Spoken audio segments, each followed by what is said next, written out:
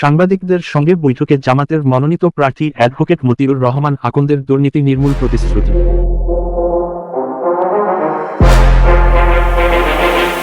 গতকাল সন্ধ্যায় মুক্তাগাছা প্রেস ক্লাবে সাংবাদিকদের সঙ্গে বৈঠকে তিনি এসব কথা বলেন। তার প্রথম কাজ হবে মুক্তাগাছা থেকে দুর্নীতি নির্মূল করা। বাংলাদেশ জামায়াতে ইসলামী কেন্দ্রীয় নির্বাহীর সদস্য ও মিডিয়া ও প্রচার বিভাগের সেক্রেটারি অ্যাডভোকেট মতিউর রহমান আকন্দ বলেন, আমাদের লক্ষ্য হল জনগণের সেবা এবং স্বচ্ছ প্রশাসন নিশ্চিত করা। দুর্নীতি মুক্ত করা হবে আমাদের প্রাথমিক কর্মসূচির অংশ। প্রথমেই আমি বলবো যে বাংলাদেশ আমাদের প্রিয় মাতৃভূমি, জন্ম এখানে আমাদের জন্ম, এখানে আমাদের বেড়ে ওঠা। আমি আপনাদেরই সন্তান, এই মুক্তাগাছায় আমার বেড়ে ওঠা। আর কে হাই স্কুলের ছাত্র, শহীদ স্মৃতি কলেজের ছাত্র, পরবর্তী রাজশাহী বিশ্ববিদ্যালয়ের অর্থনীতি, এরপরে লন্ডন ওলভারহ্যাম্পটন ইউনিভার্সিটিতে LLB পড়ার মধ্য দিয়ে আমার আইন পেশায় প্রবেশ করি এবং দেশের সর্বোচ্চ আদালত সুপ্রিম কোর্টের আইনজীবী, বাংলাদেশের ইন্টারন্যাশনাল ক্রাইমস ট্রাইব্যুনাল যুদ্ধাপরাধ সহ মানবতা বিরোধী অপরাধের মামলা যে আদালতে হয়, সে আদালতের আমি ডিফেন্স টিমের একজন সদস্য, একজন লয়ার। এই পরিচয়কে সামনে রেখে আমরা যারা বাংলাদেশের নাগরিক, তাদের কাছে দেশ অনেক বড়, আমাদের দেশের স্বাধীনতা সার্বভৌমত্ব অনেক বড়।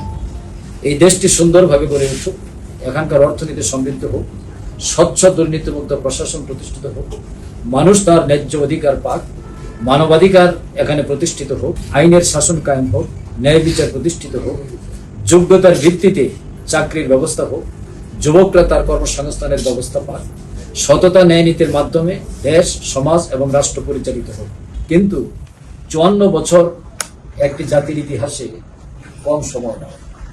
আমি যদি বলি 1947 সালে পাকিস্তান হয়েছে, 1957 সালে মালয়েশিয়া হয়েছে, 1967 সালে সিঙ্গাপুর হয়েছে। ব্রিটিশ উপনিবেশের হাত থেকে পাকিস্তান হল 1947 সালে, 10 বছর পর হলো মালয়েশিয়া। সেই মালয়েশিয়া অর্থনৈতিকভাবে পৃথিবীর অগ্রগতি সম্পন্ন অর্থনৈতিক একটি দেশ। তার 10 বছর পর 1967 সালে হলো সিঙ্গাপুর। সিঙ্গাপুর হলো পৃথিবীর মধ্যে সেকেন্ড ইম্পর্টেন্ট পাসপোর্টধারী একটি কান্ট্রি, যাদের মধ্যে কোনো জিরো করাপশন, দুর্নীতি মুক্ত একটি অ্যাডমিনিস্ট্রেশন, একটি রাষ্ট্র, একটি দেশ। তাহলে তাদের চাইতে আমাদের বয়স তো 10 বছর বেশি। 1971 সালে আমাদের দেশটি স্বাধীন হয়েছে। স্বাধীন হওয়ার পরে 54টি বছর পার হল। একটি দেশ মাত্র 10 বছরে যতটুকু আগায়, আমরা 54 বছরে ততটুকু আগাইতে পারলাম না। আমাদের দেশে বাজেট 71 সালের পর 73-তে প্রথম জাতীয় সংসদের সময় মাত্র 738 কোটি টাকা বাজেট। আর এখন বাংলাদেশের বাজেট হলো 6,97,000 কোটি টাকা। এটা অন্তর্বর্তীকালীন সরকার 7,000 কোটি টাকা কমিয়ে 6,90,000 কোটি টাকার বাজেট বর্তমানে বাংলাদেশে চলছে। উন্নয়ন বাজেট এবং শিক্ষা খাত, স্বাস্থ্য খাত সবকিছু যদি মূল্যায়ন হয়, তাহলে এই বাজেট বাস্তবায়ন হলে একটি দেশে একটি বিরাট ডেভেলপমেন্ট হয়ে যাবে, কিন্তু হচ্ছে না।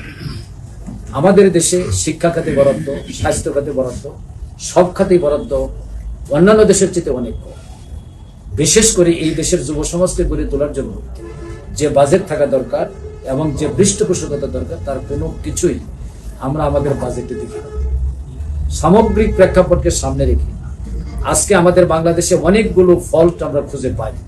আমি কোনো দলীয় দৃষ্টিভঙ্গি থেকে কথা বলছি, কারণ আমি প্রফেশনাল লাইফে বেশি লিড করেছি। অর্থনীতির ছাত্র হিসেবে অর্থনৈতিক অঙ্গনে ছিলাম, সাংবাদিকতার সাথেও ছিলাম, প্রফেশনালি আইন অঙ্গনেও ছিলাম, জামাতে দায়িত্ব পালন করেছি, রাজশাহী বিশ্ববিদ্যালয়ে মাঠে রাজনীতি করেছি, ছাত্র সংসদ জোহাওয়ালের ভিবি ছিলাম। কাজে আমি প্র্যাকটিক্যাল ময়দানে যা দেখেছি তার প্রেক্ষিতেই আমি কথা বলছি। আমরা যদি শুধুমাত্র দলীয় দৃষ্টিকোণ থেকে কথা বলতে থাকি, বাংলাদেশের অবস্থায় কিছুতেই পরিবর্তন হবে না। সকল দলেরই নিজস্ব আদর্শ আছে, সবাই দাবি করবেন যে আমি বেস্ট আদর্শ। আজকে আমি আসছি যে দেশের সামগ্রিক প্রেক্ষাপটে আমরা কেন নির্বাচনে আসছি, মুক্তাগাছা কেন আসলাম, আমি কি করতে চাই, জাতীয়ভাবে কি করতে চাই, খুব কম সবার মধ্যে আমি সেটা শেষ করি। এই পটভূমিতে দাঁড়িয়ে যদি আমি বলি, তাহলে আমরা অনেকগুলি দুর্বলতা আমার দেশের দেখতে পাই। 1 নম্বর হচ্ছে সত্যিকার অর্থে আমাদের মধ্যে আমরা কোনো দেশপ্রেমিক নেতৃত্ব পাই। 2-1 ছিলেন, কিন্তু 2-1 তারা দেশ সেবার সুযোগ পান না। নির্দিষ্ট মেয়েদের আগে দুনিয়া থেকে তাদেরকে বিদায় করতে হচ্ছে। আমরা তাদেরকে স্যালুট করি, সম্মান জানাই। এরপরে দেখেন দ্বিতীয় যে সমস্যা আমাদের, সেটা হলো করাপশন মুক্ত দেশ আমরা করতে পারি। যারা রাষ্ট্র ক্ষমতায় ছিলেন এটা তো তাদেরই দায়িত্ব। আমি বড়জোর বলতে পারি আমাদের 2 জন মন্ত্রী ছিলেন, 3টা মন্ত্রণালয় চালিয়েছে।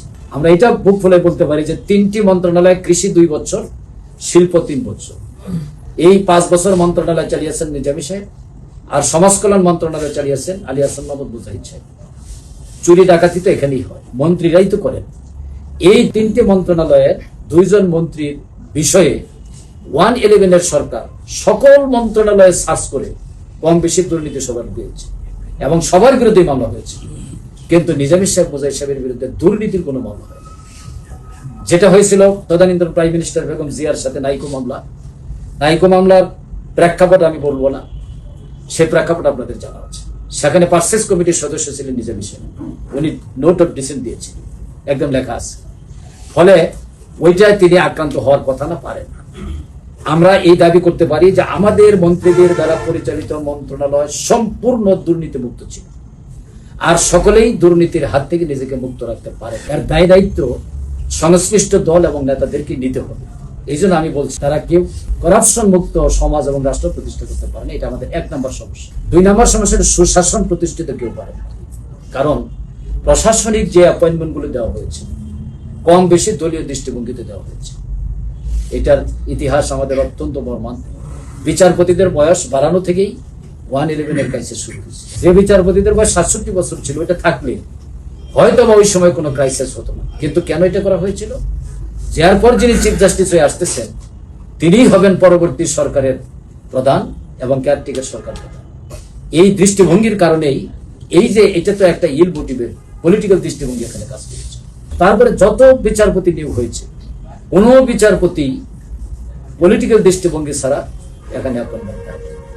আমরা এবার দাবি করেছিলাম যে বিচারপতি নিয়োগের ক্ষেত্রে যিনি কর্মে প্রবীণ হবেন, যিনি সিনিয়র হবেন মোস্ট, তিনি হবেন পরবর্তী প্রধান বিচারপতি। কারণ এর মাধ্যমে সিনিয়রিটি যারা গড়ে উঠবে তাদের মধ্যে চেইন ভাঙ্গার কোনো প্রবণতা হবে না। সবাই ধরে রাখবেন আমাকে বিচারপতির ক্ষেত্রে সততা, দক্ষতা, ন্যায় নীতি, প্রফেশনালিজমের প্র্যাকটিস করতে হবে, তাহলে আমি এক পর্যায়ে যে চিফ জাস্টিস দিতে পারবো। তখন প্রতিযোগিতা হবে to go on appellate division according to his merit and skill base, এটা হবে প্রতিযোগিতা। যার জন্য আমাদের প্রস্তাব ছিল এই সংস্কারে যে যিনি প্রবীণতম হবেন কর্মে তিনি হবেন চিফ জাস্টিস। কিন্তু আমাদের আরেকটি রাজনৈতিক দলের বন্ধুরা এটা নোট অফ ডিসেন্ট দিলেন। তাদের বক্তব্যটা কি? 2 জনের মধ্য থেকে একজনকে করা হবে। পলিটিক্যাল ইমপ্লিমেন্টেশনটা এখানেই হয়। 2 জনই গুরুত্বপূর্ণ, যিনি সিনিয়র তিনি হবেন স্বাভাবিক, এটা তার রাইট। কিন্তু আপনি যখনই বলবেন 1-2 জনের মধ্য থেকে ওই 2 জনের একজনকে নিব, তখন একটা পলিটিক্যাল দর কষাকষির সুযোগ হয়ে যাবে। তলে তলে দর কষাকষি হবে, তুমি আমার পারপাস সার্ভ করবা, তাহলে will be the chief justice. এখানেই সমস্যাগুলো হয়। এই জন্য আমি বলছি সুশাসন টোটালি আমরা প্রতিষ্ঠিত করতে পারিনি বাংলাদেশে। সচিব নিয়োগ হয়, সেখানেও সমস্যা। ভাইস চ্যান্সেলর নিয়োগ হয় ইউনিভার্সিটির। আমি রাজশাহী ইউনিভার্সিটির সভাপতি ছিলাম, ছাত্র ছিলাম, এবং আমার টিচাররা আমাকে সবচেয়ে বেশি আদর স্নেহ করতেন। আমি তাদের স্নেহ পেয়েছি। আমি দেখেছি যে বিশ্ববিদ্যালয়ের ভাইস চ্যান্সেলর নিয়োগের ক্ষেত্রে পুরা পলিটিক্যাল দৃষ্টিভঙ্গি কাজ করে, ফলে কোন ইউনিভার্সিটি রাজনীতি মুক্ত হইতে পারে না। এই জাতির যে ধন্যদশা, তার এগ্রিগেট ফল হইল আজকে বাংলাদেশ পৃথিবীর মানচিত্রে একটি করাপ্টেড নেশন, একটা দুর্নীতিবাজ রাষ্ট্র হিসেবে প্রতিষ্ঠিত হয়েছে। কার আমলে চ্যাম্পিয়ন হয়েছিল আমরা তা বলবো না, রাজনৈতিক ভাষায় চলে যাই। কিন্তু 28 লক্ষ কোটি টাকা দেশের বাইরে পাচার হয়ে গেল, এটা কি সোজা কথা? বাজেট হলো 7 লক্ষ কোটি টাকা, আর 28 লক্ষ কোটি টাকা যদি পাচার হয় তাহলে 4 বছরের বাজেট চলে গেছে। একটা সরকার একটা পুরা 5 বছরের মেয়াদ পরিচালনা করতে পারে এই দুর্নীতি টাকা। বাংলাদেশের ব্যাংকের কি করুন অবস্থা আপনারা দেখেন। 5টা ব্যাংক একীভূত করতে হয়েছে।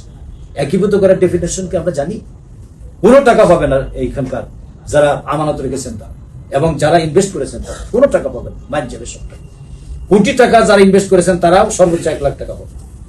দেশের ব্যাংক ব্যবস্থা যদি ভেঙে পড়ে, অর্থনীতি যদি ভেঙে পড়ে, সেই দেশ অচল। এরপরে ফুয়েল এনার্জি খাতে বিরাট বিপর্যয়। বাংলাদেশের যে পরিমাণ গ্যাস আছে, যে পরিমাণ এনার্জি আছে, শুধুমাত্র র মেটেরিয়ালস হিসেবে গেলে উত্তোলনের যে বিদেশি কন্ট্রাক্টর তাদেরকে যদি ব্যবহার করা যায়, বাংলাদেশের সমস্ত গ্যাস নিজের চাহিদা পূরণ করার পরে এটা বিদেশে রপ্তানি করা সম্ভব। কিন্তু আমরা সেটা পারি। বাংলাদেশের যে পরিমাণ সামুদ্রিক সম্পদ আছে। আপনারা সাংবাদিকরা ভালোভাবে স্টাডি করার কথা যে বাংলাদেশের সমুদ্র বন্দরের 400 বর্গ কিলোমিটারের মধ্যে এর তলদেশে অনেকগুলো সামুদ্রিক সম্পদের সন্ধান পাওয়া গেছে। 25টি উপকরণ পাওয়া গেছে যেটা পৃথিবীর কোনো সামুদ্রিক বন্দরে পাওয়া যায় না।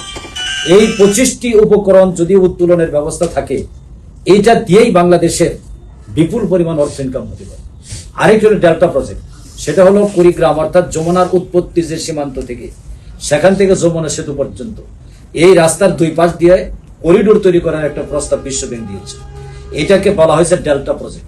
এই ডেল্টা প্রজেক্ট যদি বাস্তবায়ন করা যায় তাহলে বাংলাদেশের অর্থনীতিতে প্রতি বছর যুক্ত হবে 30 লক্ষ কোটি টাকা। কল্পনা করতে পারেন এই ডেল্টা প্রজেক্টটা কেন বাস্তবায়ন হলো না? এর জন্য দায়ী কার?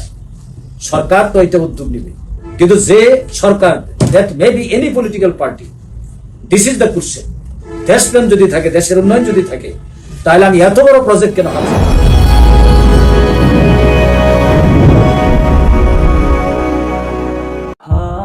সবার আগে সকল নিউজ পেতে পেজটি লাইক করুন, শেয়ার করুন এবং কমেন্ট করতে ভুলবেন না।